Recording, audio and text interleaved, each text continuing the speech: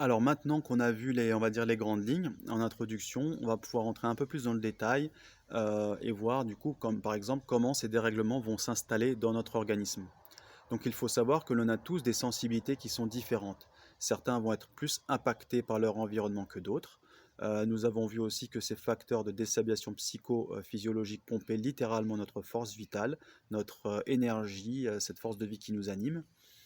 Nous avons détaillé ces facteurs, qui peuvent être d'ordre sociétal, familial, professionnel ou autre.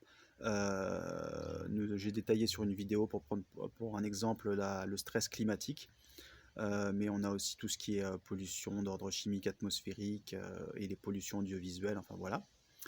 On a un facteur inné qui est le facteur héréditaire, c'est les bagages que l'on a à la naissance et qu'on va traîner toute notre vie. Nous avons vu aussi que notre organisme s'autorégule naturellement, s'auto-guérit si notre force vitale est suffisante, qu'il se défend en faisant des symptômes. Sans cette force vitale, nos techniques naturopathiques ne pourraient pas donner les résultats escomptés. Donc pour nous, avant toute démarche de drainage ou autre, on s'assurera d'abord que notre consultant possède assez de force vitale et de toute façon, on mettra en place une phase préparatoire avec des techniques douces pour augmenter cette force vitale au préalable. C'est la priorité pour nous. L'obtention d'un niveau de force vitale suffisant pour pouvoir entreprendre la phase de drainage des toxines, qu'on appelle aussi phase de désincrustation tissulaire, donc la deuxième phase qui vient après la phase préparatoire. Alors comment ces dérèglements vont s'installer dans notre organisme? Qu'est-ce qui nous met en contact avec notre monde environnant? Quelles sont les portes d'entrée du coup de ces sources de stress? Donc ce sont nos cinq sens qui nous permettent d'être en contact ou en relation avec notre milieu environnant. On a tous une sensibilité qui est différente.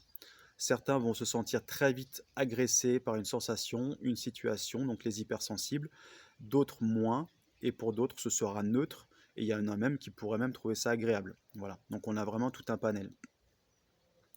Ces expositions au stress, voilà, parfois il faut passer par on va dire des ruptures brutales pour changer complètement de vie, d'environnement ou autre pour pouvoir, ce sont de véritables tremplins, même si c'est dur, même si,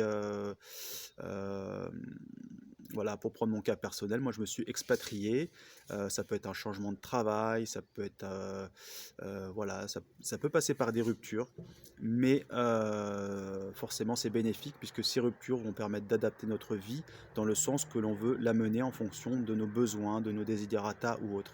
Parce que sinon, on est dans une vie que l'on subit, c'est-à-dire du coup, on n'est pas, on se donne pas la possibilité du coup de pouvoir vivre une autre vie en fait, tout simplement, parce que pour plusieurs raisons.